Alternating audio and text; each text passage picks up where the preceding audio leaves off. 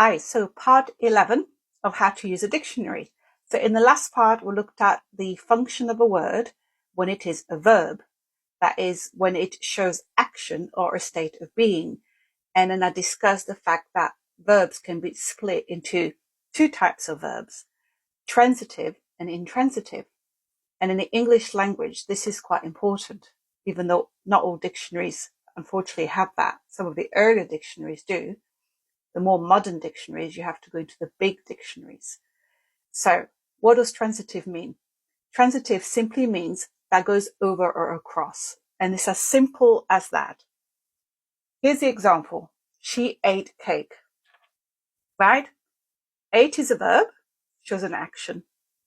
And cake is what the verb goes across to. And it's very simple with a transitive verb. You simply answer, what did she eat? So you can answer it. She ate cake. What did she eat? Cake. It goes right across to something. All right, next one. They are playing chess. What are they playing? Chess. Next one. Tom won a trophy. What did Tom win? A trophy. And that's it. There's a bit more examples with it and perhaps longer examples, but fundamentally that's all it is.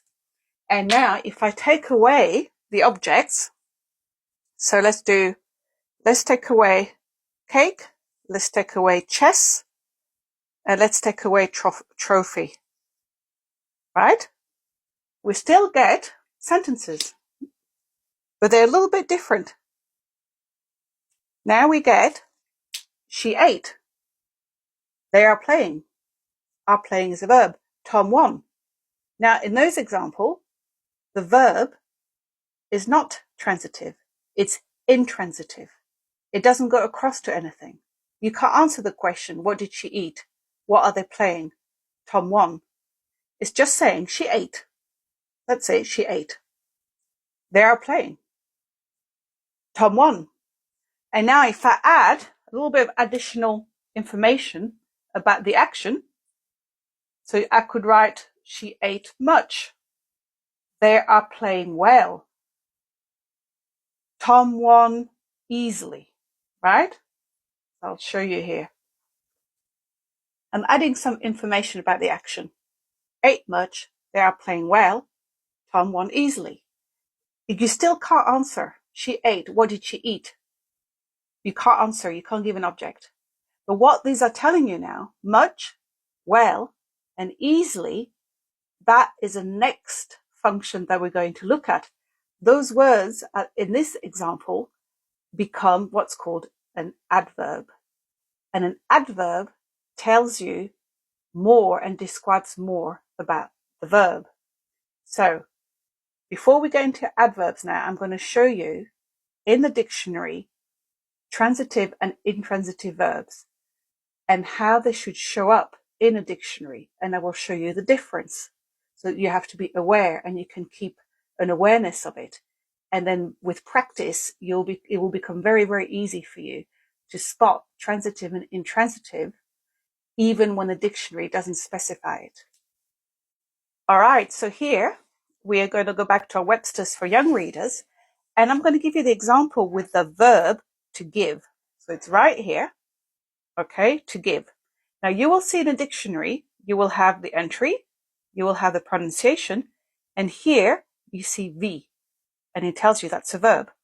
And then you will see definition 1, definition 2, and all the way down. It's actually quite a big verb. It's a lot of definitions. But what is interesting is when you look at the examples, for every meaning, give me your coat. This is going across. What is he giving? The coat. My uncle gave a book to me. What did the uncle give? A book. Music gives me pleasure. What does music give? Pleasure. And so on. So you can answer that. With all these examples, you can answer, except on number 10, where it changes here. Look, to bend or move because of force or pressure. The floorboards gave under our weight. Now you see, you cannot answer what did the floorboards give. They didn't give anything because this is a different meaning. This is actually an intransitive meaning of the verb to give, to bend or move because of force or pressure. The floorboards gave under a weight. Yeah, the bridge gave with the strength of the storm. And that is telling you that it's, breaking, it's moving, it's yielding, but it doesn't go across to anything. Now, in this dictionary, as in many dictionaries, the verb, transitive and intransitive, are put all together as under verb. That's all here, just under verb. But you have to recognize, as a user, the difference. The best dictionaries will clarify and make it very clear what is transitive and intransitive. But because this is a children's dictionary, usually in children's dictionary, it's not necessarily given because it is assumed the child is learning and then they will progress to a bigger dictionary. Now I'm going to show you a bigger dictionary and I'm going to show you how it looks.